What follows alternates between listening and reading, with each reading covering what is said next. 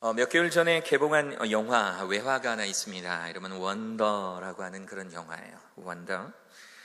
선천적 안면기형으로 태어난 아이가 있었어요. 이름은 어기라고 하는 아이입니다. 수십 차례 수술을 받았지만 그의 외모가 평범하게 돌아오지는 않았습니다.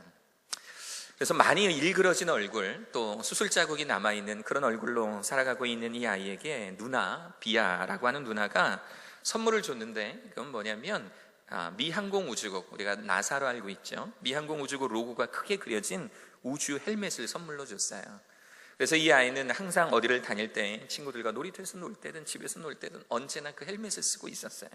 그래야지만 사람들이 자신의 이 흉측한 얼굴을 보지 못할 거라고 생각했기 때문입니다. 이 어기의 부모는요, 이 어기가 좀 더 큰 세상에서 나가기를 원했습니다. 그래서 그를 학교에 보내기로 결심을 했는데요, 이 든든한 지원군 가족들의 응원에 힘입어서 드디어 어기가 학교에 입학을 하게 됩니다. 그리고 겪는 그 일들, 원더의 영화의 시작이 이렇게 시작이 됩니다. 더 이야기해드리고 싶지만 우리 선생님들도 꼭 보셨으면 하는 영화고, 우리 학생들도 한번 좀 봤으면 하는 영화라서 잘못하면 좀 스포일러가 될까봐 여기까지만. 이 영화는요, 명대사가 굉장히 많은 영화로 소문이 나 있어요. 그 중에 차별과 편견을 친절함으로 이길 수 있다는 의도를 가지고 선생님이 이 학생들에게 수업 시간에 격언 하나를 제시해 줍니다. 그것이 뭐냐면 바로 옳음과 친절함 중에 하나를 선택할 때 그때 반드시 친절함을 선택하라, 이런 격언을 이야기해 줘요. 옳음과 친절함 중에 하나를 선택해야 된다면 그러면 옳음 말고 친절함을 선택하라는 거예요. 어떻게 보면 특히나 죄 또는 죄가 아닌 것, 이런 논리로 본다면 크리스찬들은 옳음에 대해서 이야기해야 할 것 같지만, 그런데 오늘 우리가 같이 읽었던 이 말씀의 내용을 봐도 꼭 그렇지만은 아닌 것 같아요. 오늘 이 원더라고 하는 이 영화가 주는 우리들에게 주는 이 격언, 옳음과 친절함 중에 하나를 선택할 때 친절함을 선택하라. 저는 이 말씀, 이 격언과 빗대어 오늘의 말씀을 준비해 봤습니다. 오늘 우리는 골로새서의 말씀을 읽었습니다. 골로새서, 사도 바울의 시대에 골로새 지역에는 이단 사상이 팽배해 있었어요. 그러나 아마도 이 시대에 막 새로 생겨나는 교회들의 대체적인 그런 특징들이었습니다. 지금은 이단들이요, 자신들의 어떤 이 논리, 신학적인 이 논리를 전파할 때 미디어를 이용을 해요. 그래서 기독교 TV만 있는 거 아니에요, 여러분.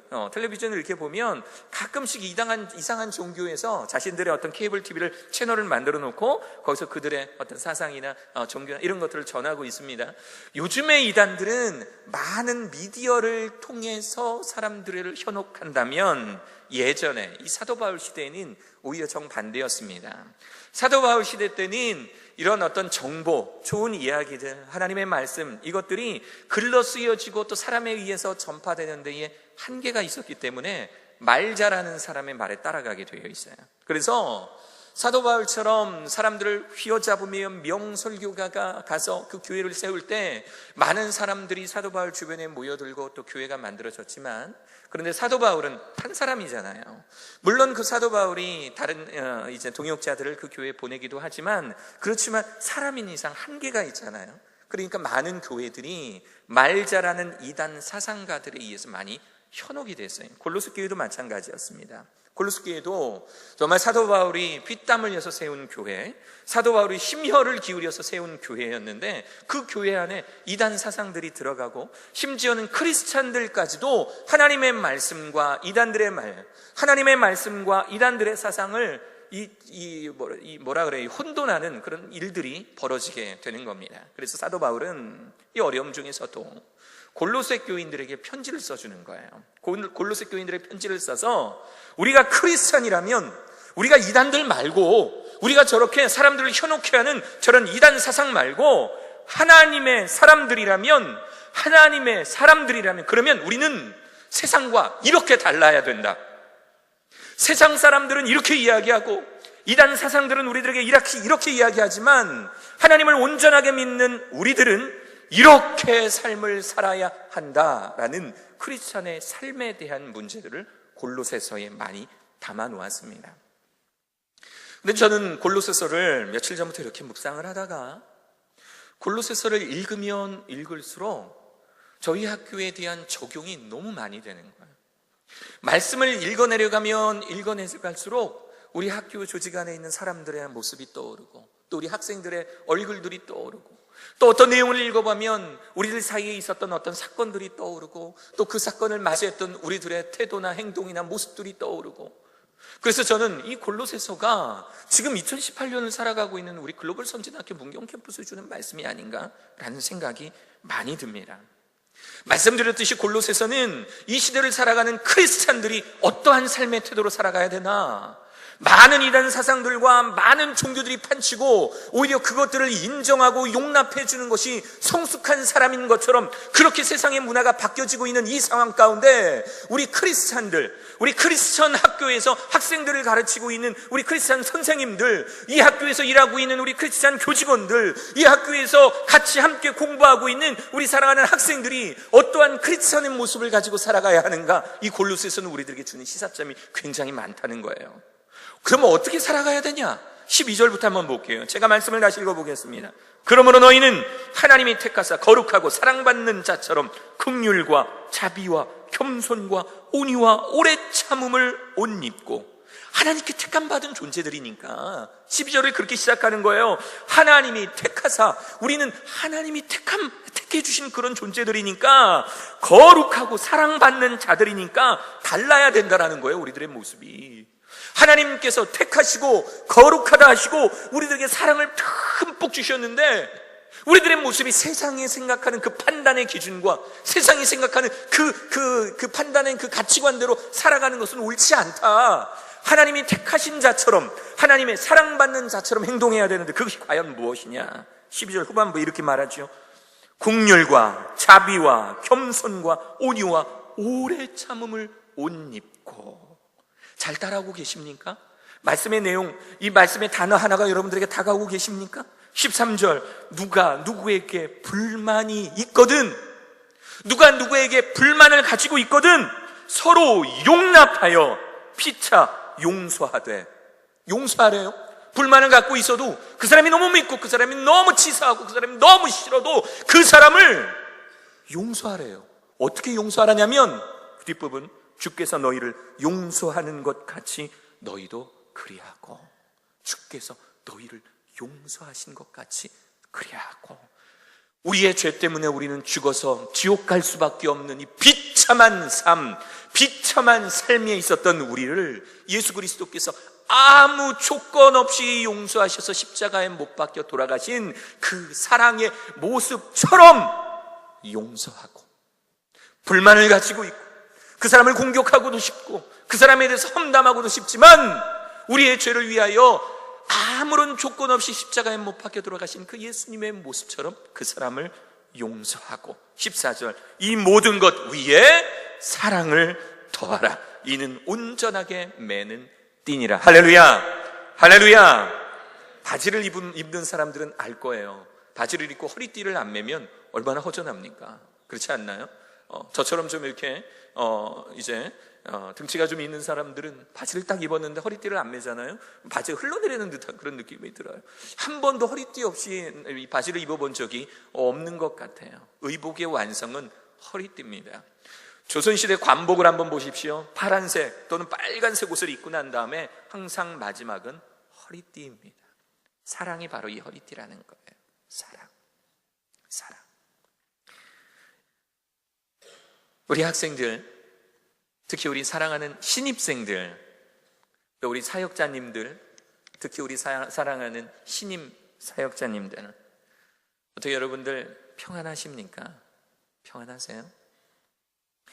혹시 이렇게 할 일 많고, 또 우리 신입생들은 저하고도 그런 얘기 많이 하는데 이렇게 해야 될 게 많은 학교인지는 몰랐어요. 그런 이야기 많이 해요. 태권도 하는 것도 재밌을 줄 알지만 이제 체력이 한계가 오는 거죠. 한 2주일 지나가니까 힘들고. 또 우리 선생님들은 어떠세요? 완전히 문화 충격 아닙니까? 이렇게 많은 일들, 또 이런 일들을 해내고 있는 우리 선배 교사들, 또 선배 교직원들의 모습을 보면 여러분 어떤 생각이 드십니까? 만약에 안 힘들다면, 기존에 있는 학생들이나 새로운 학생들, 또 우리 기존에 계신 우리 사역자님들이나 새로 오신 사역자님들, 만약에 힘들지 않다면 거짓말입니다. 우리 학교는 분명히 힘든 그런 학교입니다. 우리가 이렇게 많은 일들을 해내고 또 우리가 이렇게 많은 공부를 하는 그 이유가 무엇이냐면 바로 우리들의 사명 때문입니다.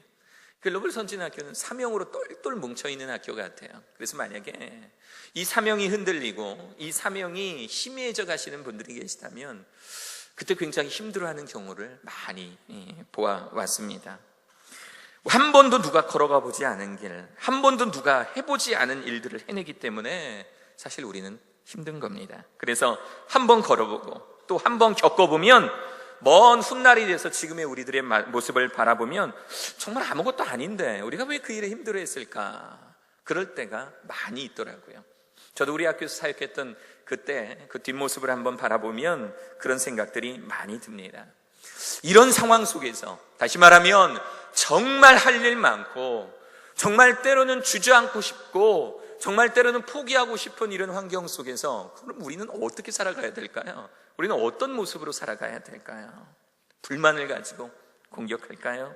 화를 낼까요? 아니면 울어버릴까요? 저도 좀 창피한 고백이지만 학교 사역하면서 좀 힘들 때 한 3번 울어봤던 것 같아요. 3번. 물론 기도할 때 웁니다. 평상시에 갑자기 길 가다가는데 울지는 않아요. 사역을 생각하다 보면 가끔씩 이렇게 답답하고 또 마음 같지 않을 때가 있어요.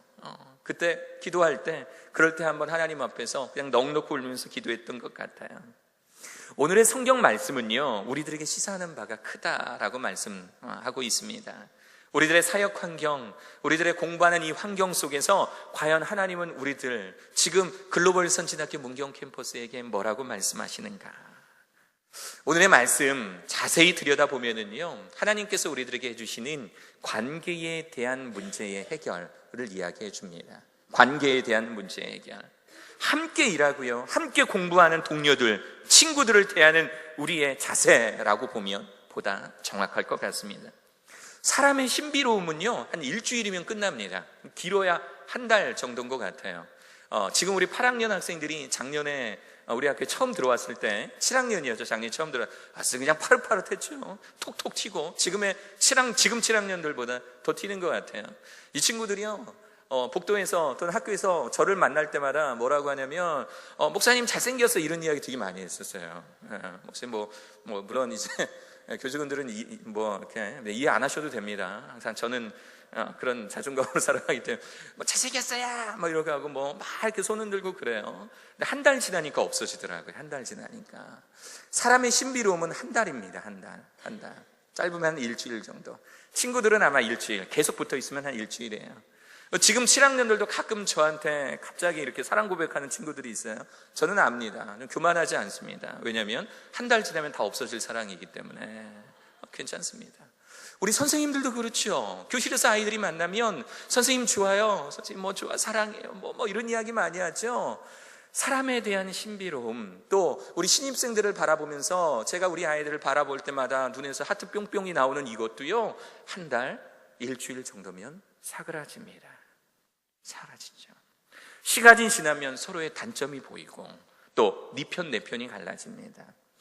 프리캠프 때는 분명히 같은 친구, 같은 조, 우리는 하나, 아싸, 우리는 입학 동기 이러다가 이제 일주일 지나고 이제 한 달이 지나면 친구와의 관계가 소원해지며 끼리끼리가 발생하게 되죠. 그룹이 지어지게 됩니다.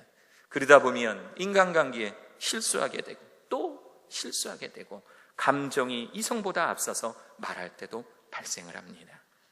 바로 이럴 때 관계로 인해서 우리의 사명에 뭔가 큰 장애가 생길 때 우리는 과연 어떻게 해야 되는가? 13절을 다시 보면 누가 너희에게 불만이 있거든 서로 용납하여 피차 용서하되 주께서 너희를 용서하신 것 같이 하라. 아무렇지도 않지만 말씀을 묵상하면 묵상할수록 이 말씀이 우리들에게 주는, 저에게 주는 이 내용이요, 굉장히 충격적인 문장입니다. 피차 용서하되 주께서 너희를 용서하신 것 같이. 이 자리에 구원받았다라고 말씀하시고 구원의 고백을 하는 우리들의 친구들과 교직원들이 있다면 그 구원의 그 이유, 누가 과연 내게 구원을 주셨을까? 과연 죄인이었던 내가 어떻게 하나님과 다시 하나 되며 하나님을 아버지라고 부를 수 있는 자가 되었을까? 바로 그 이유를 생각하면 우리들의 주변에 있는 바로 그 사람, 우리들의 주변에 내가 미워할 수도 있고 싫어할 수도 있고 내가 험담할 수도 있는 그 사람을 그 예수 그리스도의 넓은 사랑으로 안아주고 보듬어줘야 될 그 필요성이 우리들에게 있음을 이 13절의 말씀은 이야기해주고 있는 겁니다. 이 말씀에 만약에 우리가 아멘 하고 받아들인다면 우리가 용서하지 못할 대상은 없습니다. 내 흉을 본 친구도 청소를 안 해서 덩달아 벌점 맞게 만든 정말 이 애증의 관계, 이 같은 방을 쓰고 있는 이 친구들도, 또 내게 시비를 걸어오는 친구들도, 말을 함부로 해서 내게 상처 준 사역자도, 일 처리를 못해서 도대체 내 일에, 내가 아이들을 가르치는 일에 피해를 주는 그런 사역자가 있다 할지라도, 어디선가 내 험담을 해서 내 인격을 모독한 그런 사역자라 할지라도, 그런 친구라 할지라도 모두 사랑의 대상인 거예요. 용서의 대상인 거예요. 예수님은요, 우리를 결코 정죄하지 않으셨습니다.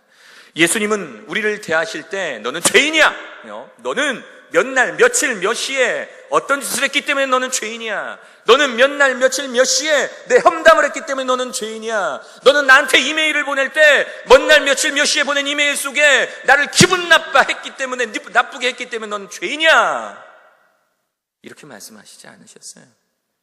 너는 수업 시간에 떠들었기 때문에 죄인이야. 너는 다른 사람의 손에 물건에 손을 댔기 때문에 너는 죄인이야. 너는 뭐 때문에 잘못했어? 너는 뭐 때문에 나에게 상처 줬어? 예수님이 이렇게 말씀하시지 않으셨다라는 거예요. 예수님께서 우리들에게 보여주신 행동, 우리들에게 태도는 무조건 사랑, 무조건 용서해 주신 것입니다. 그래서 오늘의 말씀은 피차 용서하되 주께서 너희를 용서하신 것 같이 너희도 그리하라 라고 말씀해 주고 계신 것이죠.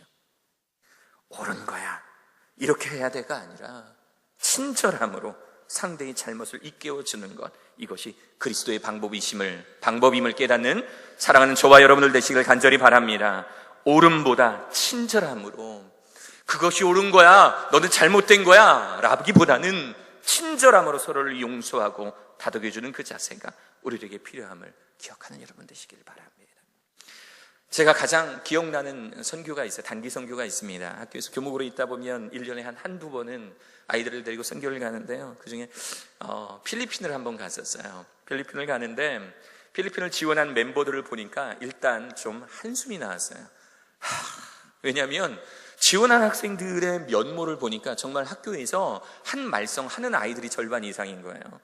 이 아이들이 졸업을 해야 되니까 이제 졸업을 위해서 국제자원봉사가 필요하니까 이 아이들이 부랴부랴 이제 신청을 한 거예요. 그래서 이 아이들의 명단을 받아들고 이 첫 모임을 하기 전에 제가 우리 그때 당시에 같이 근무하던 교목님들께 뭐라고 말씀드렸냐면, 기도 제목이 있습니다. 선교가 잘 끝나고 뭐 이게 아니라 먼저 첫 번째 기도 제목이 뭐냐면, 제가 이 아이들을 사랑하게 해주십시오. 이게 제 기도 제목입니다. 제가 이 아이들을 정말 사랑해서 이 아이들이 정말 학교 안에서 우리 선교를 가게 되는데 잘 다녀올 수 있도록 제가 이 아이들을 사랑하게 해주십시오. 그렇게 기도했어요. 그렇게 20몇 명이 모여서 필리핀 세부로 날아갔습니다. 그리고 그곳에서 어려운 사역들을 막 이렇게 해놨어요.